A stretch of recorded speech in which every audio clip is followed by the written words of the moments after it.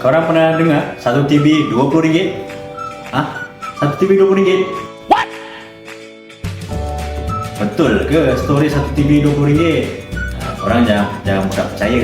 Kadang-kadang 1 TB RM20 itu bukan SSD yang betul. Kalau korang tahu, korang copy file yang paling besar dalam SSD itu, kalau hilang maknanya SSD itu fake.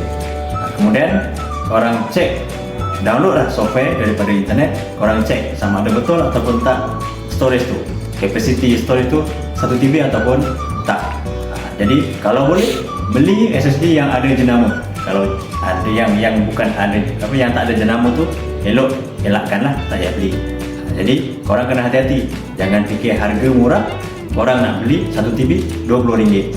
Itu saja pesanan kami dari Donic Karisma. Terima kasih.